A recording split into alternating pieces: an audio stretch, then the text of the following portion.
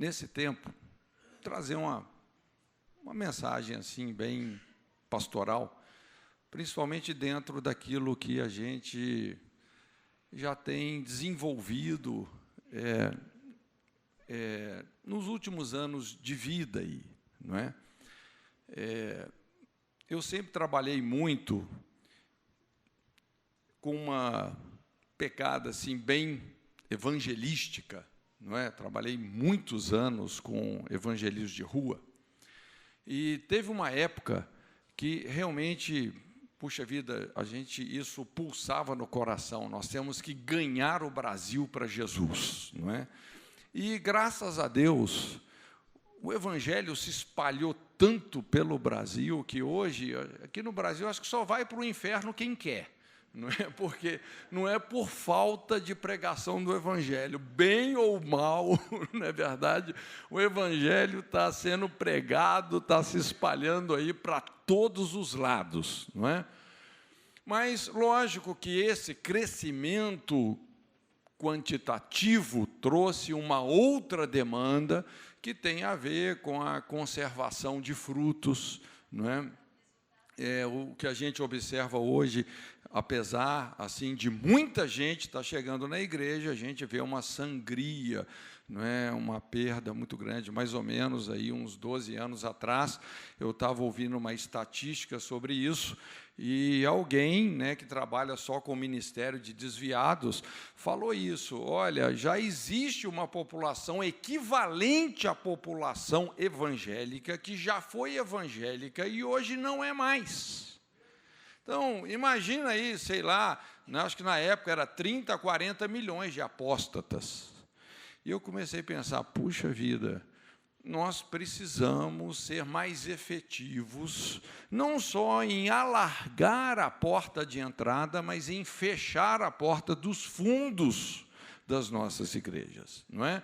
Então, nós precisamos de ser um pouco mais intencionais, inteligentes, entender o que está acontecendo, não é? E, realmente, o que a gente observa são muitas estratégias, não é, bem funcionais, baseadas em princípios, valores, cultura de cuidado, ministério com crianças, né? A gente sabe, talvez, uma das principais ferramentas para o crescimento de uma igreja é ministério infantil, não é? Inclusive, hoje tem igrejas que, às vezes, a igreja das crianças é maior que a igreja dos adultos.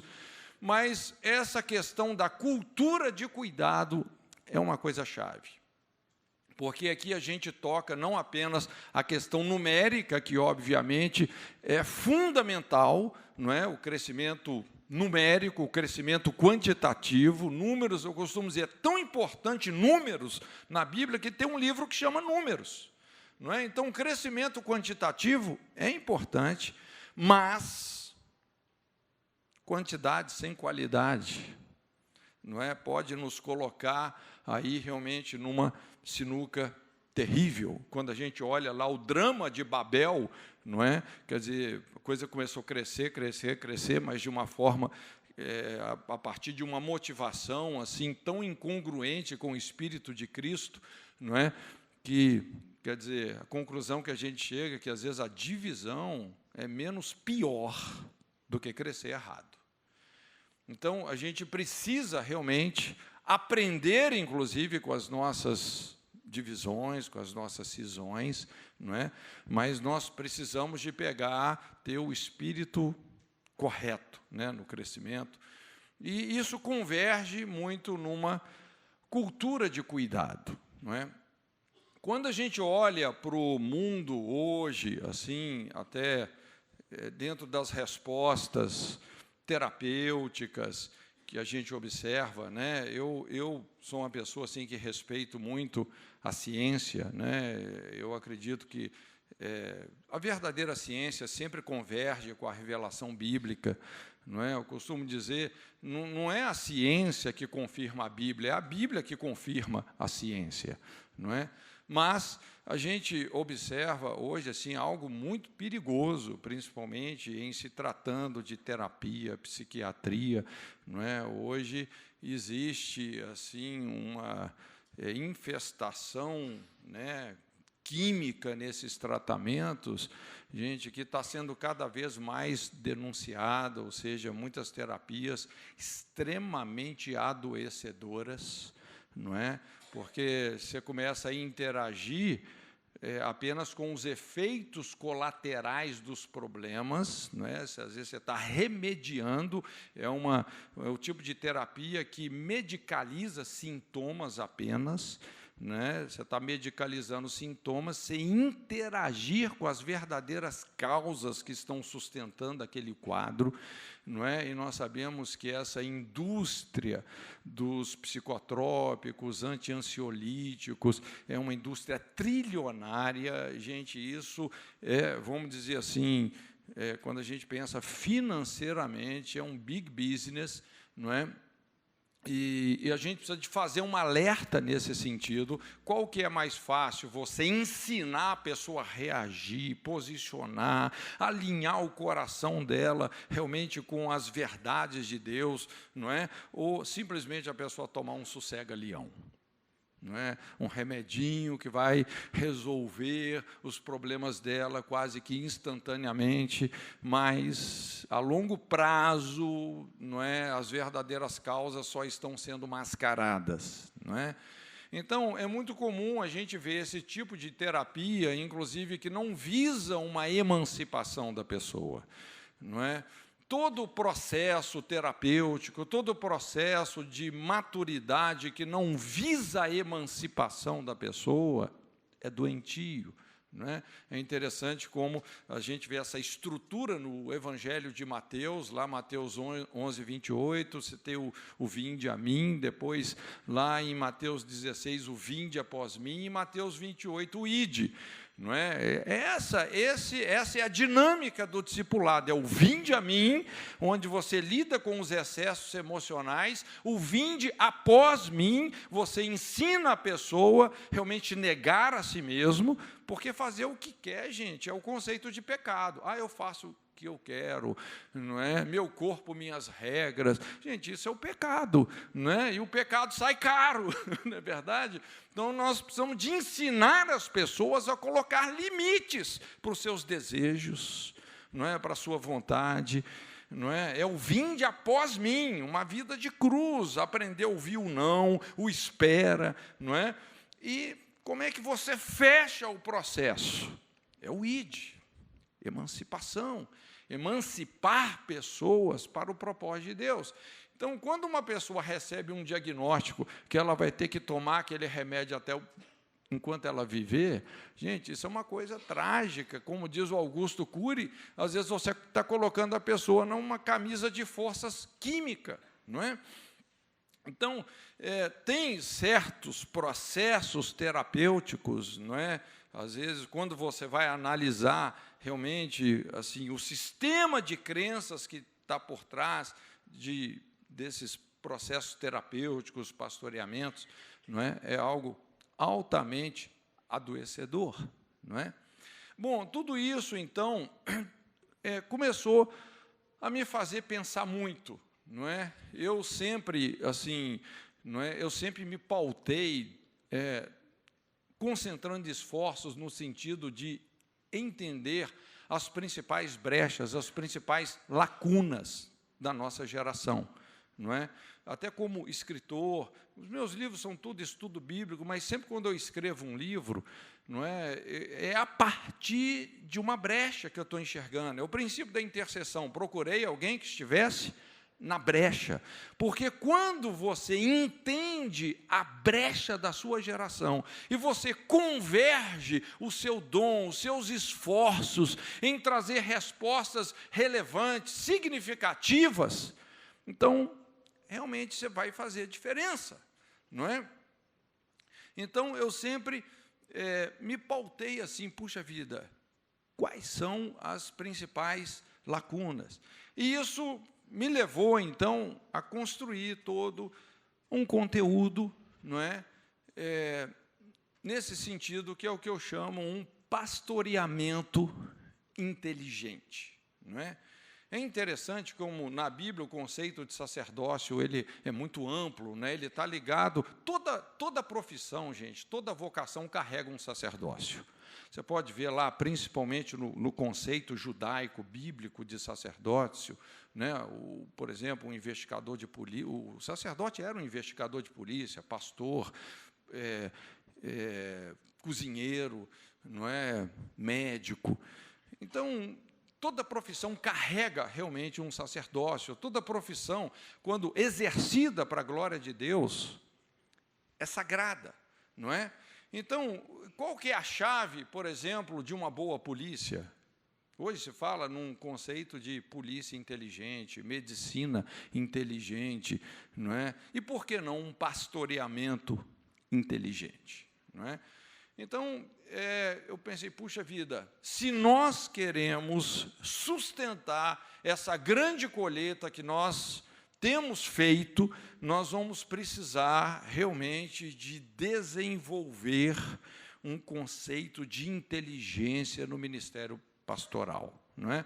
Às vezes, com todo respeito, né, todo respeito que, obviamente, eu tenho aos pastores, porque eu vou te falar, não é fácil, né, a vida pastoral, né, não é um negócio que é brincadeira, mas, às vezes, a gente é ensinado assim, eu fui ensinado assim, é o que eu chamo, assim, um pastoreamento dentro de um ministério meio assim, bombeiro, de apagar incêndio, né? Então, a ovelha ali, por exemplo, entrou em crise, então você visita, faz uma oração, aí a outra está em crise, você visita, faz uma oração, a outra está em crise, você visita, faz uma oração, aquela primeira, o problema tinha melhorado, agora já piorou, não é? E daqui a pouco você se pega numa rotina de pastorear crises. Eu não sei se você consegue entender a diferença entre pastorear uma pessoa e pastorear as crises dessas pessoas. E essa rotina de só pastorear crises, gente, é desgastante, porque você não vê resultado. Às vezes a gente até desanima, rapaz, vou desanimar dessa pessoa, né? Às vezes já até esgotamos o nosso repertório daquelas orações assim, né? Que, puxa vida, a gente tenta colocar toda a nossa fé.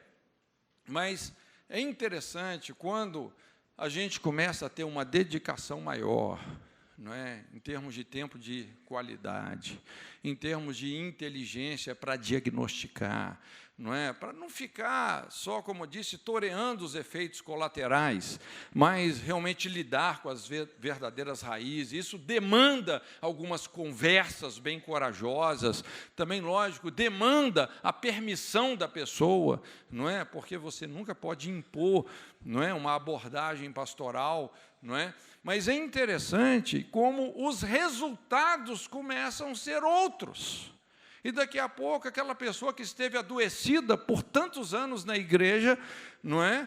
Porque e agora, de repente, ela começa a dar sinais de vida e começa a produzir outro tipo de fruto, outro tipo de resultado, né? Normalmente, uma pessoa adoecida, por mais que ela se esforce, ela não consegue ser produtiva, né? Quem está doente, o cara quer cama. Às vezes eu costumo dizer brincando, né? E quem não dá fruta acaba dando galho.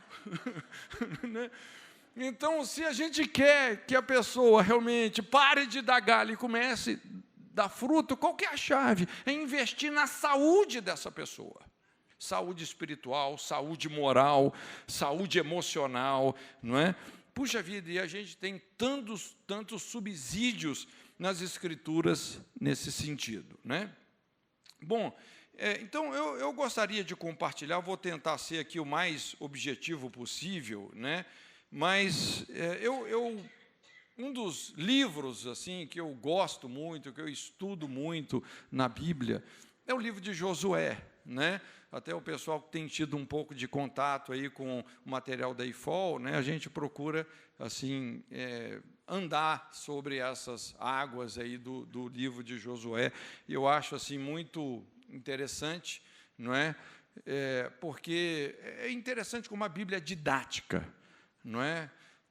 Não só a história de Israel, mas a própria geografia, não é, da nação de Israel, não é? É interessante como essas coisas têm aplicações dentro da realidade do que nós podemos experimentar e devemos experimentar no nosso relacionamento com Deus em Cristo, não é? Então, quando a gente pensa nessa promessa, né, da terra, uma terra boa, uma terra que emana leite e mel, não é? A famosa terra de Canaã, não é? Então, é uma tipologia. Canaã é a tipologia de uma alma, na verdade, que experimenta o domínio do Espírito, não é? Uma tipologia da vida abundante que todos nós podemos e devemos ter. Eu chamo isso a vida depois da vírgula. Jesus disse: eu vim para que tenhais vida, vírgula, e vida em abundância, não é? Então, vida em abundância. Vida eterna não é só vida longa, mas é vida em abundância. E Canaã, na verdade, simboliza isso. Mas o curioso é que quando Josué chegou para conquistar essa terra, não é?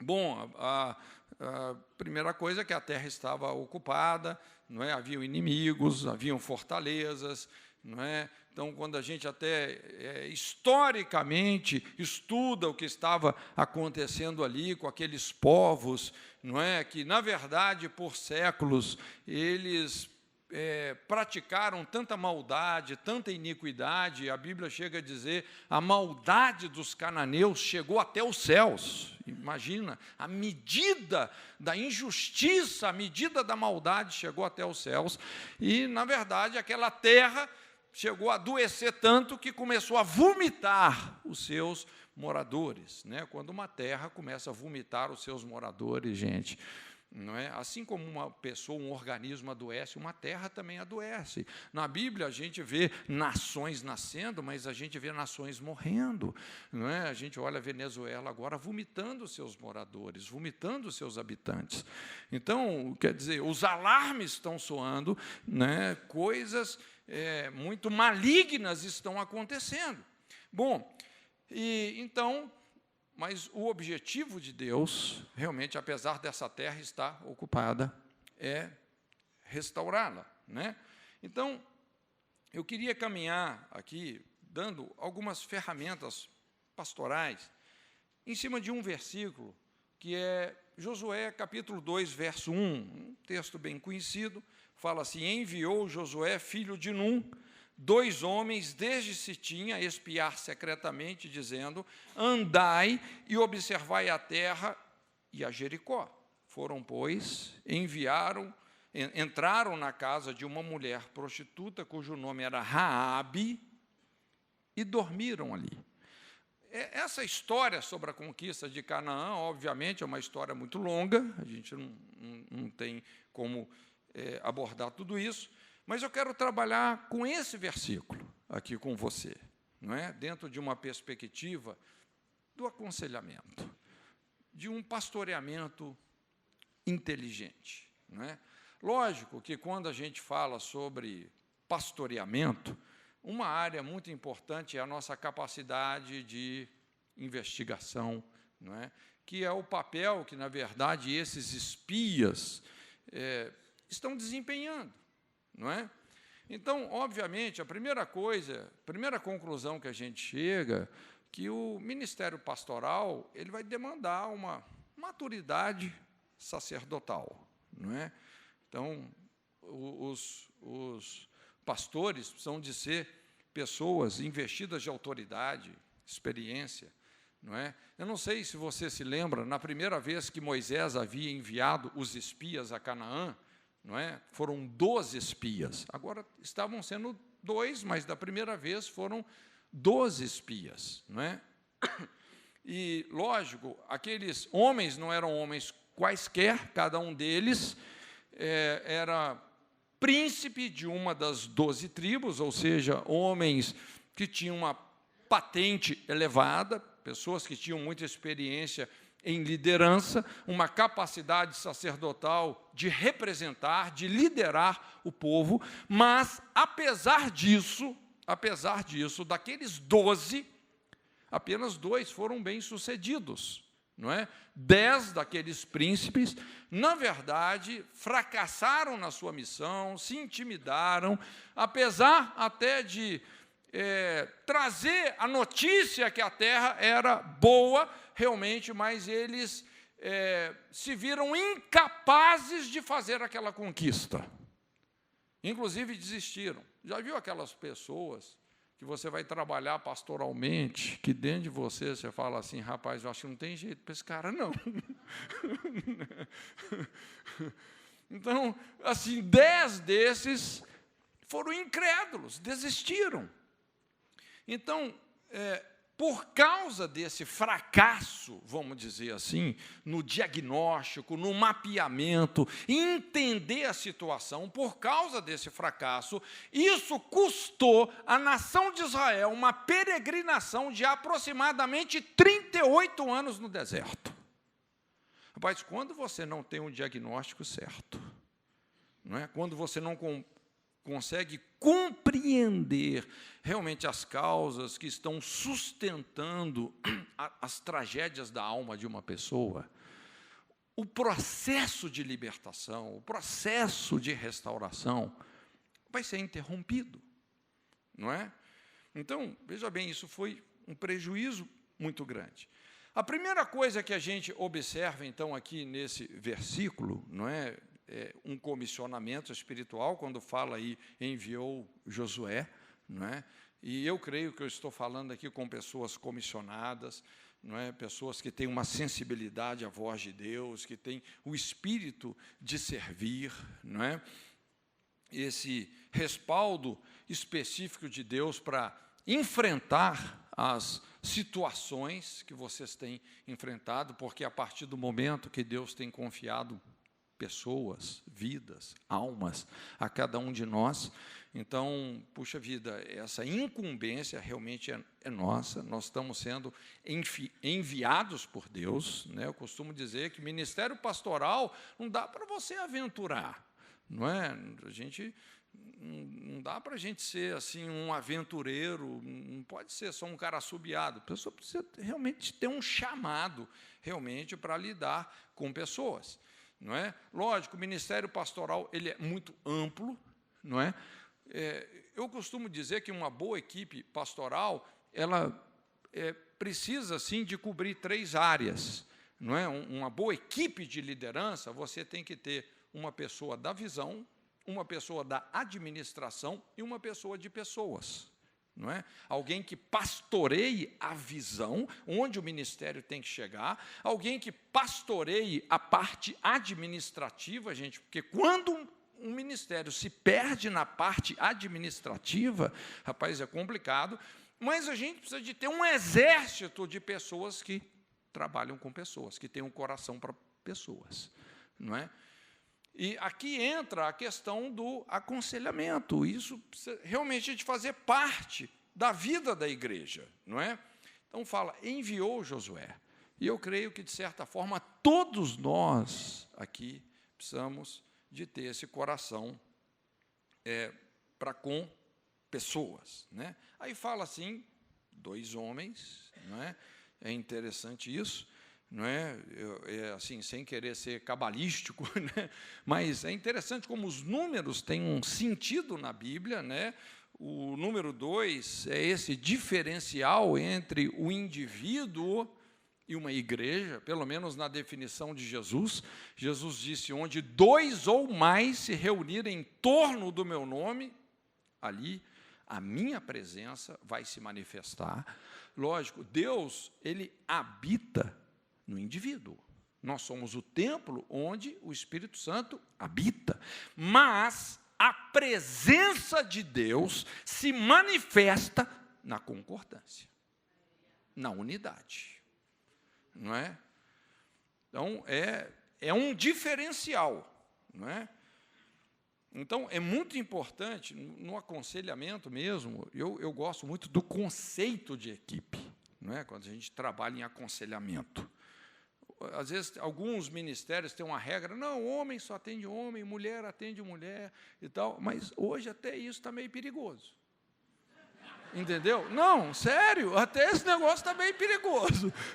Viu? Porque se o cara não é bem resolvido, rapaz, não é? E se não é bem resolvido, a tendência é ter aquela codependência. Se você tem um pastor carente, com uma ovelha carente, meu Deus do céu, esse troço vai terminar onde não devia. Né?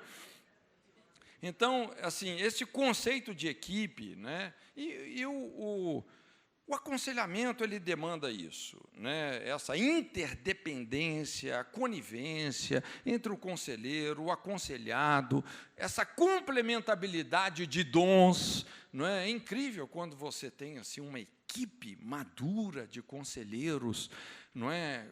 Como que as manifestações dos dons do Espírito vão concorrendo realmente para a resolução daquele quadro, a intercessão flui, você tem um perímetro maior de autoridade, porque quanto maior o perímetro de unidade, maior é o perímetro de autoridade. Não é?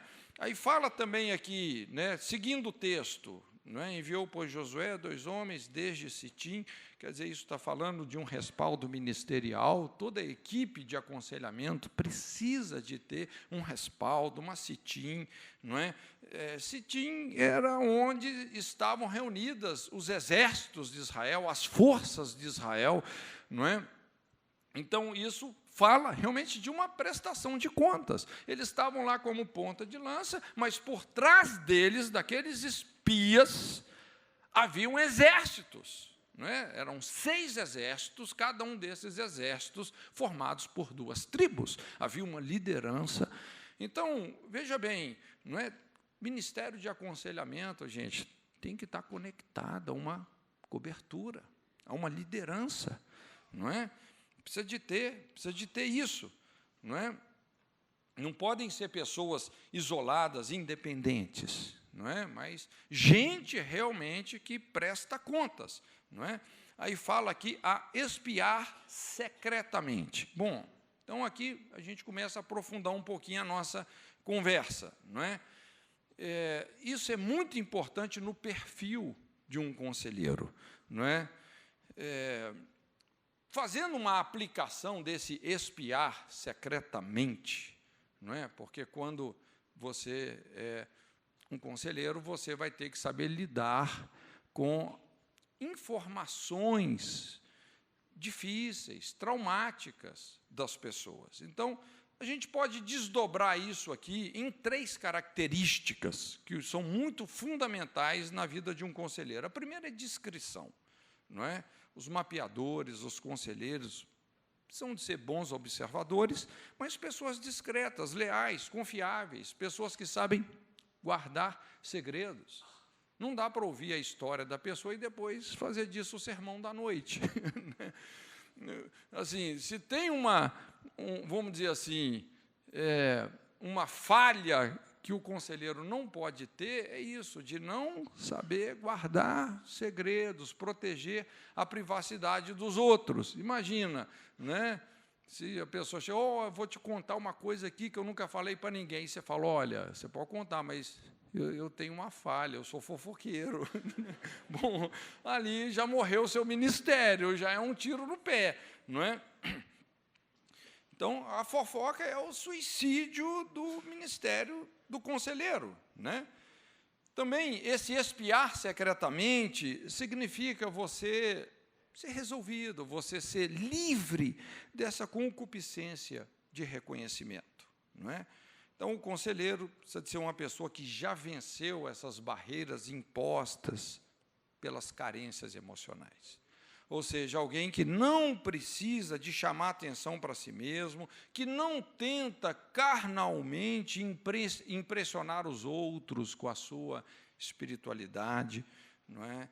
A Bíblia, Paulo fala sobre o neófito que acaba se ensoberbecendo, se ensoberbece e cai no laço do diabo, não é? Então, o conselheiro tem que ser essa pessoa livre da concupiscência de reconhecimento. Não é? É aquela pessoa que ela aprendeu assim, né, a até aborrecer os tapinhas nas costas. Não é? Gente, a glória tem que ser de Deus. Né? Então, esse espiar secretamente, não é? E a gente está nesse lugar também de humildade. E também a pessoa precisa saber encarar o inimigo sem supervalorizá-lo, confiando em Deus. Eu costumo dizer, um com Deus é maioria, dois é covardia, não é? Então, a gente tem que aprender a não supervalorizar o inimigo, não é? Nós não vamos ignorar o inimigo, mas também nós não vamos supervalorizar. Quando a gente fala na verdadeira batalha, gente, a verdadeira batalha não é o que o inimigo faz contra a gente, é o que nós fazemos contra nós mesmos. Essa é a verdadeira batalha, se você quer, né, entender, né? E caminhando aqui no texto, aprofundando um pouquinho mais, aí fala assim: andai e observai a terra. Aqui vem o ministério do aconselhamento, não é? Essas são as duas principais ações do mapeamento, não é? O que o conselheiro tem que fazer, não é? Essa capacidade investigatória de percorrer ali no território da alma, todas as áreas, porque quando você está pastoreando alguém, você está lidando realmente com uma demanda emocional, um problema sério, um quadro depressivo, não é? É muito importante a gente saber, então, caminhar, se mobilizar na alma da pessoa. E esse mobilizar, né, aliás, tem duas coisas aqui, porque quando fala andai e observai, os dois verbos do aconselhamento, primeiro é andar, quer dizer, o poder de mobilizar, e depois observar, né? A gente tem que saber realmente observar e constatar aquilo que é relevante, aquilo que é irrelevante. Mas o primeiro verbo é andar, essa capacidade pastoral de percorrer todos os redutos da alma humana, mobilizar-se principalmente através de perguntas inteligentes e também nos aproximarmos das pessoas através da compaixão. Então, tem duas ferramentas aqui, não é? Você pode observar, todo bom terapeuta é uma pessoa que aprendeu a perguntar. Como é que você caminha na alma da pessoa? A partir do sintoma, a partir do quadro que ela apresenta, não é? Então, você vai fazer uma investigação, você vai fazer outras perguntas que vão te aproximando de onde você, na verdade, precisa de chegar. Se você faz a pergunta certa, você tem a resposta certa. Se você faz a pergunta errada, daqui a pouco você até se afasta da solução do problema, não é? Foi isso que a gente observa ali também, né, naquela famosa história do bom samaritano, não é? E talvez o grande divisor de águas aí do mapeamento, não só essa sabedoria de perguntar, mas a compaixão, né? Costumo dizer que compaixão é o território dos milagres. Você pode observar que sempre antes de Jesus fazer um milagre, você vê a compaixão de Deus fluindo na vida de Jesus. E quando a gente perde essa compaixão pelas pessoas, a gente perde essa compaixão pelo povo, aí nós começamos a nos tornar pessoas meramente técnicas. Aí começam a entrar outras motivações que podem realmente pôr tudo a perder até, não é? Mas na parábola do bom samaritano fala assim: mas um samaritano que ia de viagem chegou perto dele. Então, essa capacidade, primeiro, de chegar perto, de saber fazer as perguntas, né? No próximo ponto isso vai ficar mais claro, tá? Mas fala assim: encheu-se de compaixão e aproximando-se, não é? Então, a compaixão gera essa aproximação que gera responsabilidade, não é? A gente poder entender o problema da pessoa do ponto de vista dela. Você sabe, é curioso, às vezes tem pessoas, e isso é um pouco difícil, porque a gente tem que saber abrir mão, talvez até renunciar um pouco da nossa autobiografia, porque a gente tende a analisar a situação dos outros com a nossa autobiografia. Eu já passei por isso, eu sei como é, mas nem sempre a nossa experiência, a nossa autobiografia vai encaixar na situação daquela pessoa. Agora, quando você se esforça e você fala assim, puxa vida, eu quero entender o problema dessa pessoa, não do meu ponto de vista, mas do ponto de vista dela, e a pessoa se sente compreendida, ela se sente aceita. E quando ela se sente aceita, ela baixa a guarda, ela desarma, solta as pedras, não é? Se abre. Você sabe que tem pessoas que só delas se sentirem compreendidas, a pessoa fala assim, puxa vida, até que enfim alguém me entendeu, estou curado, não preciso de mais nada. Era tudo que ela precisava, ser compreendida. O fato de você compreender a pessoa do ponto de vista dela não significa que você não vai poder discordar. Aliás, vai ser fundamental chegar a esse momento que você vai ter que discordar. Não é? Mas, se ela se sentiu amada e aceita, é impressionante, quando você discorda, como isso funciona como uma alavanca, que projeta a pessoa para uma restauração definitiva.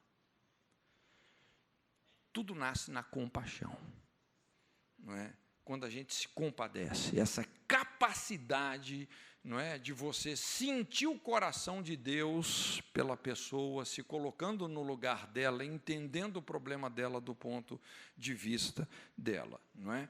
Então, andai. Nós vamos precisar o conselheiro, o pastor, precisa de aprender a caminhar na alma da pessoa. E também fazer a observação, a leitura correta da situação, examinar com profundidade, não é? Às vezes, de repente, você vai se deparar com realidades ali, que uma observação que você fez ali, dali vem o discernimento preciso do diagnóstico que você precisava, não é? Então, o diagnóstico, gente, é a essência de um processo de restauração, porque se você não tem um diagnóstico certo, se você não fez a observação correta, dificilmente você vai conseguir, não é, levar a pessoa para onde ela precisa de ir, não é? Aí fala assim, andai e observai a terra, e fala, e a Jericó. Bom, o que é Jericó? Não é? Jericó é a fortaleza. Quando a gente está lidando com aconselhamento, qual que é a grande chave? Lidar com essas fortalezas. O conceito de fortalezas na Bíblia, o conceito de prisões espirituais, é muito presente nas Escrituras. É interessante, inclusive, quando Jesus fala sobre portões do inferno, um conceito que a gente não via assim de uma forma tão explícita. Mas ele fala, os portões do inferno não vão prevalecer contra a igreja.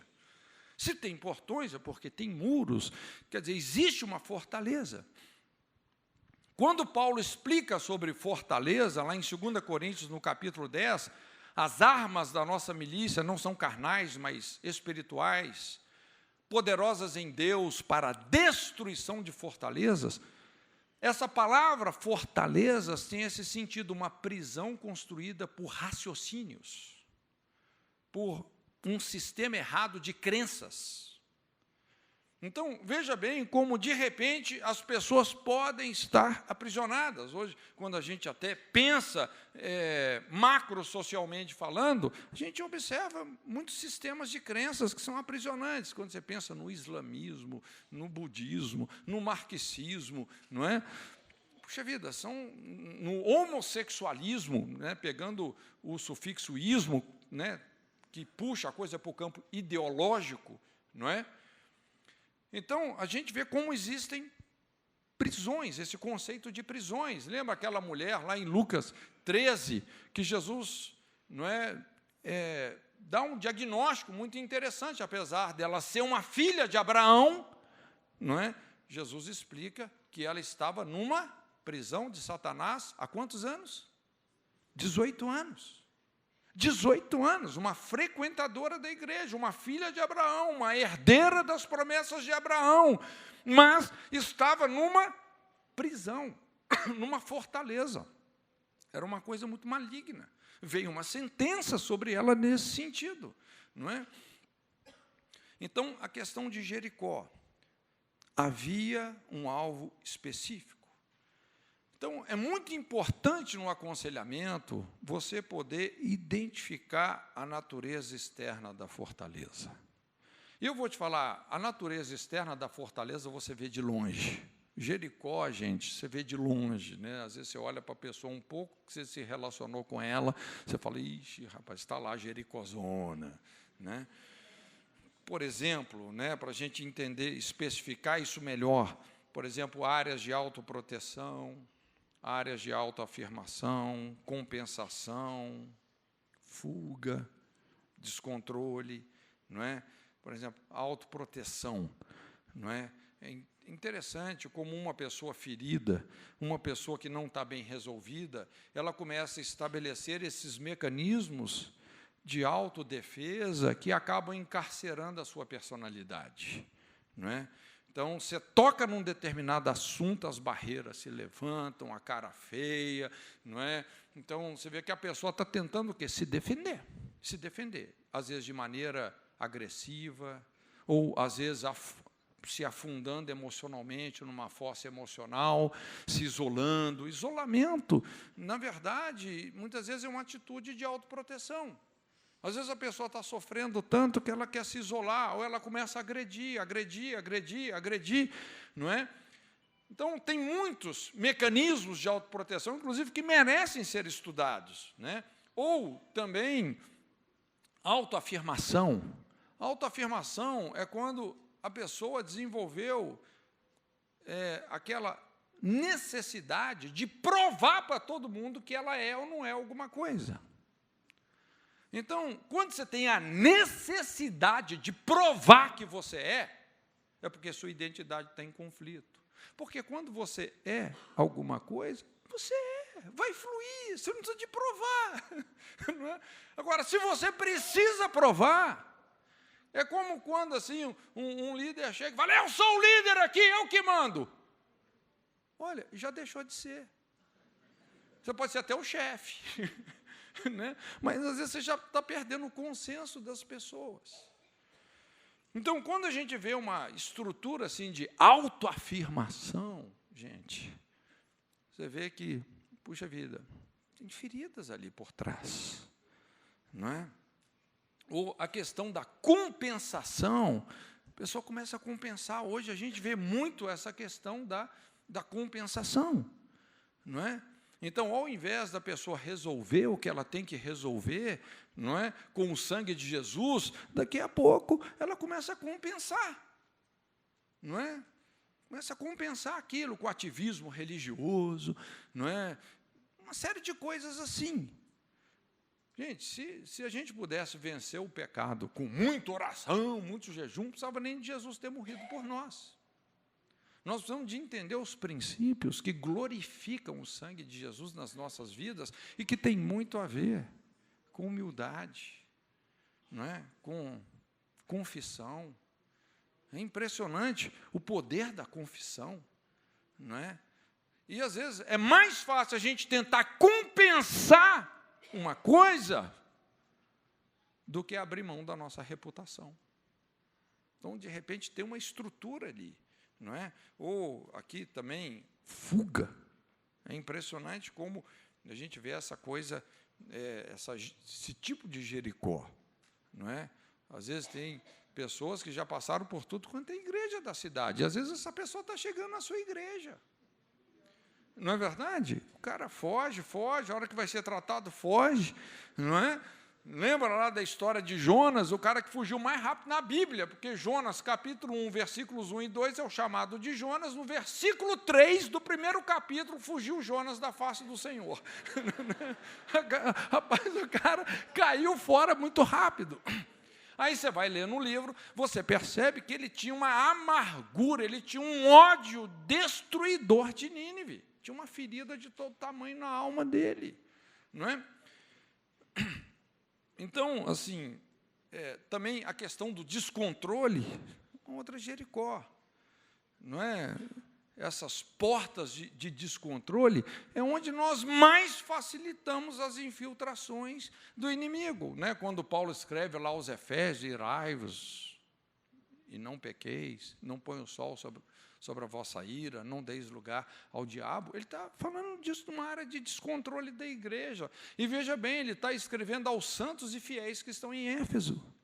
Mas havia ali um problema, um descontrole temperamental terrível. A gente sabe, a ira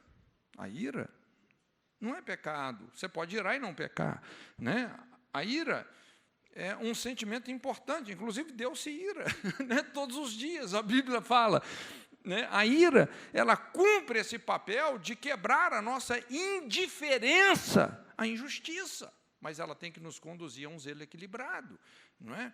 Mas o que a gente observa hoje são muitas áreas de descontrole emocional, descontrole na vida sexual, não é? Aí entra realmente essa dinâmica do pecado. Então, é muito importante, no aconselhamento, você identificar a natureza externa da fortaleza. O que você está lidando na alma daquela pessoa? É uma estrutura de autoproteção, é uma estrutura de autoafirmação, é uma estrutura de compensação, não é? É uma rotina de fugas não resolvidas, não é? É descontrole, não é? A armadura totalmente furada, esse conceito da retaliação, que é quando você acerta o inimigo, mas o inimigo também te acerta, e te acerta mais bem acertado que você acertou ele. Não é? A hora que você vai ver, o problema não é o inimigo, é que nós, como eu disse, estamos nos auto-sabotando. Então, nós precisamos de lidar com essas Jericós. Aí fala assim, seguindo o texto, entraram na casa de uma mulher. Onde que a casa dessa mulher ficava? Na fortaleza, no muro. Então, uma coisa é você identificar a natureza externa da fortaleza, outra coisa agora é você penetrar na fortaleza. O conselheiro vai ter que fazer isso. Isso é ministério pastoral, gente, não é? Entraram na casa de uma mulher. Vamos pegar aqui. Primeiro entraram na casa. Entrar na casa significa mergulhar na história familiar. Você desfrutar de uma compreensão sistêmica da situação. Gente, veja bem, não tem jeito, não é? Nós somos um produto, um resultado do nosso sistema familiar, sim ou não? Os nossos pais, a nossa estrutura familiar, a nossa linhagem, não é? A gente às vezes fala assim, que a gente tem uma árvore genealógica. Eu diria que não é uma árvore genealógica, é uma floresta genealógica. Porque você tem 2 pais, 4 avós, 8 bisavós, e é uma floresta que está aí atrás. É um sistema que vem, não é? Então, é muito importante a gente ter essa perspectiva. Você sabe que um dos maiores avanços do Ministério do Aconselhamento é essa lógica bíblica de entender a questão do indivíduo considerando o sistema familiar. Quando a psicologia começou a ficar muito famosa, lá com Freud, etc., né, e isso evoluiu muito no mundo americano, quem conhece a cultura americana sabe que é a cultura do individualismo. É cada um no seu quadrado. Rapaz, você não, mesmo que não tenha um muro, você não entra no terreno do seu vizinho.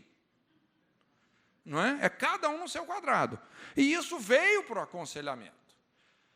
Só que quando você vai aconselhar uma pessoa, não é? Sem considerar que ela é um resultado da família, você está sendo roubado, privado de muito discernimento. Por exemplo, principalmente quem trabalha com comportamento de vício, não é? Isso aumentou a eficiência na recuperação de 5% para até 75%. Em vez de você lidar só com o viciado, você vai lidar também com quem? Com o sistema familiar dele. E, às vezes, na maioria dos casos, né, a gente trabalha com isso também lá, né, na maioria dos casos, o que você percebe? Por exemplo, a mãe do viciado é muito mais doente que o viciado.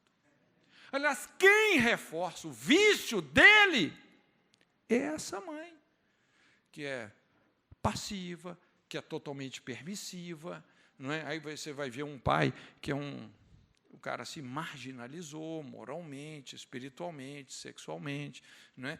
Então, você gastou lá 8 meses para recuperar o cara, quando ele volta para casa, ele está num ambiente tão tóxico, tão ácido, que daqui a pouco, em uma semana, esse cara recai. Quando você inclui, então, a família do viciado também, você começa a envolver no processo, eu vou ajudar o seu filho, mas tem uma coisa, vocês vão precisar de participar do processo. E, normalmente, quem está mais doente? O filho ou os pais? Os pais. Mas os pais são tão doentes que eles querem simplesmente passar o problema para você, sem querer assumir nenhuma responsabilidade. E você vai ver, tem uma codependência terrível. É a doença dos pais adoecendo o filho, a doença dos filhos reforçando o adoecimento dos pais. Rapaz, é um negócio destrutivo. Quando você quebra esse sistema responsabilizando, porque discipular é responsabilizar, é impressionante como você começa a ter melhoras. É impressionante. Então, tem que entrar na história familiar. Então, entraram na casa de uma mulher. Primeiro entrar na casa, agora a mulher. Me permita fazer uma aplicação aqui, esse aspecto da mulher. A Bíblia descreve a mulher como sendo o vaso mais frágil, não é? Talvez, né, fisicamente, porque eu vou te falar, às vezes emocionalmente, psicologicamente, a mulher às vezes é mais forte que o homem. O que as irmãzinhas aguentam, a tolerância à dor, né, é impressionante. Mas, fisicamente, vamos dizer, a mulher é o vaso mais fraco. Mas o que eu quero explorar aqui é uma lei, eu quero que você entenda uma lei. Quanto maior a fortaleza externa, tanto maior é a fragilidade interna. Normalmente, já viu aquelas pessoas que elas começam, assim, a projetar para os outros uma imagem que elas querem que os outros tenham dela, uma imagem, né, que o cara, né, é forte, né, que o cara impressiona, né. Quanto mais uma pessoa tenta expressar uma fortaleza externa, tanto maior é a fraqueza. Então, em torno de que uma fortaleza se constrói? De fragilidades. Às vezes, aquela pessoa que está demonstrando estar no controle, ser poderosa, sofre de fobias, medos terríveis. É muito comum a gente ver isso, inclusive, né, na atual geração, a gente vê muitos desses grupos sociais, não é? Por exemplo, as gangues, as torcidas, os comandos, os darks, sei lá, a gente vê muitos grupos, que às vezes o cara tem um estereótipo, porque o negócio dele ali, ele tem, inclusive tem até uma disputa ali entre os adolescentes, quem é o mais doido? Quem é o que faz assim a maior bizarrice? Tem uma disputa entre eles. Então, você olha para o cara assim, para o visual dele, é assustador. O cara tem tanto piercing, blim, blim, blim, até fazendo barulho, né? E serra o dente, bota chifre, e não sei o quê. Mas o que eu quero que você entenda, gente, que toda essa rebelião, no fundo, sabe o que é? É um pedido de amor. Por favor, alguém me ame. Alguém veja que eu existo. Entende? E nós vamos fazer essa leitura. Então, onde é que nós temos que chegar na alma da pessoa? Pelo sistema familiar. Você precisa de chegar nesse ponto. Bater nas portas certas, chegar com a permissão da pessoa no ponto onde ela está fragilizada. Onde ela tem vivido debaixo de condenação, agido com dissimulação, deslealdade. Ela está tentando provar para os outros uma coisa que ela não é. Então, ela vive assim um dilema terrível. Entraram na casa de uma mulher. E fala assim, prostituta, cujo nome era Raabe, dormiram ali. Então, aqui nós temos a natureza interna da fortaleza. Nós falamos sobre identificar a natureza externa, penetrar a fortaleza, e agora identificar a natureza interna da fortaleza. Entraram na casa de uma mulher, vírgula, prostituta, cujo nome era Raabe. Dormiram ali. Então, os espias puderam compreender como eram as noites de Raabe. Não só entraram na sua casa, dormiram ali. Tem que gastar tempo. Quando você lida com as trevas de uma pessoa, rapaz, você vai ter que gastar tempo. Não é? Aquelas noites, aquilo que rouba o seu sono, aquilo que realmente te desgasta, que já gerou uma ansiedade patológica, não é? Então, o mapeador, o conselheiro, ele precisa de ter acesso às coisas que são feitas nas trevas. Lógico, com a permissão da pessoa, chegar naquele ponto que ela não queria que ninguém chegasse. Nem Deus, mas é lá que Deus quer chegar. Então, trazer à luz essas áreas que representam um reservatório de vergonha, dor, lidar com essas mordaças, as mordaças morais, não é? Tem um ditado da medicina que ele fala assim, quando você cala, o seu corpo fala. Por que hoje tem tanta gente doente? Você vê a pessoa está organicamente doente, não é? A depressão, de certa forma, é isso, gente. Já é um alerta orgânico de uma situação que está acontecendo na alma da pessoa. A própria ciência reconhece isso, é um distúrbio psicossomático. É um estresse interno da alma que agora está aflorando organicamente num quadro destrutivo, alterando realmente todo o metabolismo da pessoa, as funções orgânicas. Então, tem que chegar realmente nesse ponto, lidar com as mordaças morais, emocionais, não é? Então, o mapeador oferecendo graça de Deus, às vezes vai ter que chegar, literalmente, nesse prostíbulo da alma. Áreas onde a pessoa se prostituiu, se vendeu, negociou valores, se autodegradou. Áreas de profunda vergonha e dor. É aqui que se estabelecem essas prisões da culpa, do ódio de si mesmo. Quando você pensa assim, até literalmente falando, o que uma prostituta passa, gente, não é? Quanto abuso, o que levou uma mulher a se transformar numa prostituta, não é? Puxa vida, quanta desproteção moral, quanta desproteção familiar, quantos traumas, quantos abusos, quanta dor, quanta vergonha, não é? Esse tipo de construção na alma da pessoa, gente, é uma tragédia. Mas, se você quer ajudar a pessoa, nós vamos ter que chegar nesse nível aí para poder resgatar essa identidade, porque essa mulher tem um nome, Raabe, que pode e deve ser redimido. Mas vai ter que entrar no prostíbulo da alma. Às vezes a pessoa cruzou linhas que ela não podia ter cruzado. Ela negociou valores que ela nunca deveria ter negociado. A Bíblia fala: compra a verdade, não há vendas.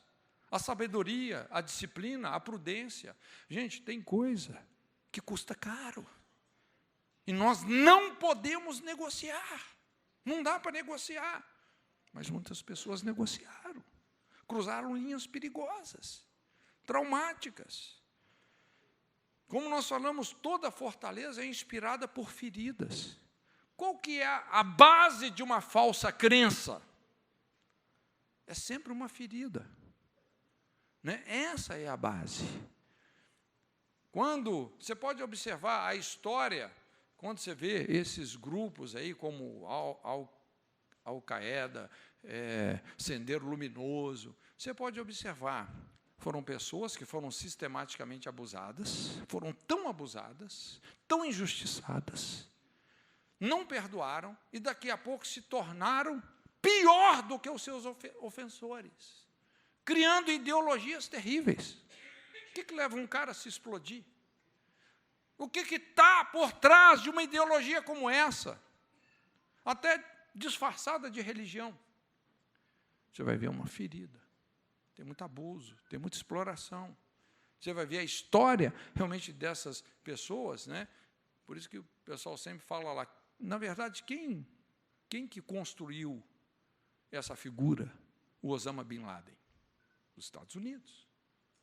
Aí você vai ver como que o abuso, quando não é resolvido, se transforma realmente numa fortaleza terrível.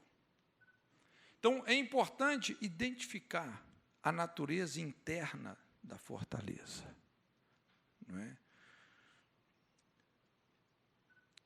E quando a gente olha para tudo isso, a reconciliação que aconteceu aqui, porque quando você vê o trato que os espias fazem aqui vem um aconselhamento, vem uma libertação, os espias falam o seguinte: olha, tá bom, nós vamos preservar a sua vida, né? Depois, se você puder ler no capítulo 2, é muito interessante a abordagem de Raabe com os espias, porque aqui não são os espias que pregam para Raabe, é Raabe que prega para os espias. Raabe começa a descrever as vitórias de Israel, o que eles fizeram com os reis de Og, Seom e tal, não é? Você vê literalmente a pregação da prostituta. Depois você vê a intercessão da prostituta, quando ela intercede pela família. Só faltou tirar a oferta, né? Para ser aquele culto completo. Mas ela intercede. E eu fiquei pensando, puxa vida, algo estava acontecendo no lugar dessa mulher, no coração dessa mulher. Não é? Então ela intercede pela família, e os espias falam, tá bom, não é? Mas você vai ter que trazer para dentro da sua casa todos os seus familiares. Colocaram lá o cordão vermelho, cor escarlate, não é? Agora, gente, a gente tem aqui uma das reconciliações mais tremendas. Isso é o princípio básico da restauração. Pais se convertendo aos filhos, filhos se convertendo aos pais. Imagina o que levou Raabe a se tornar uma prostituta. Imagina você ter que trazer o seu pai para dentro do lugar que você se prostitui, você ter que trazer a sua mãe, os seus irmãos. Rapaz, esse negócio aqui cortou muito fundo. Mas é nessa profundidade que o pastoreamento tem que chegar. Você poder dizer, aí vem o príncipe desse mundo, ele não tem um argumento contra mim. Não tem do que me acusar. Ele não tem nenhum caso sólido que ele possa apresentar no tribunal de Deus. O promotor de justiça está calado, o acusador está calado. Ela traz todo mundo para dentro de casa. Irmãos, nós temos uma das reconciliações familiares mais tremendas. Onde é que Raabe foi parar? Depois disso, na genealogia de Jesus. Bisavó de Davi, linhagem messiânica. Esse é o poder de uma restauração, de um pastoreamento inteligente. Então, curva a sua cabeça. Amém? Em nome de Jesus.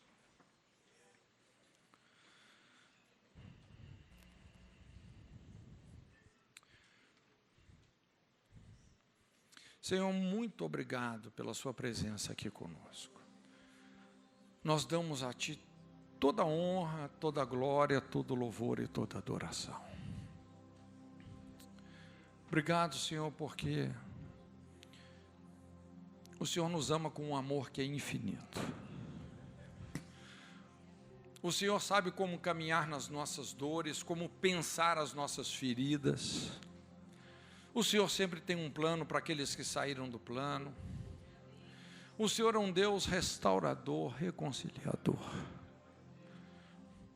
E nós oramos nessa manhã, Senhor, por um batismo de compaixão. Que as compaixões do seu coração venham sobre as nossas vidas em relação a essa geração. Senhor, nós temos uma geração tão ferida. Não é só a geração de filhos pródigos, mas de pais pródigos. A parábola do pai pródigo. Tanto abandono. Tantas pessoas que cresceram sem referencial. Tantas pessoas totalmente desprotegidas na sua vida emocional, na sua sexualidade. Senhor, mas levanta realmente um exército de pastores inteligentes, pastoras inteligentes, gente que vai combater, não o mal, mas o bom combate da fé. Que o Senhor possa adestrar os nossos dedos para a guerra, as nossas mãos para a peleja, nos dando toda a habilidade, toda a perícia. Eu oro realmente por um empoderamento, um despertamento de dons, de ministérios, coisas novas. Senhor, que possamos nos reinventar no seu propósito, nesse espírito da renovação, coisas que os olhos não viram, que os ouvidos não ouviram, que tão pouco subiu ao coração humano, mas que o Senhor tem para aqueles que te amam.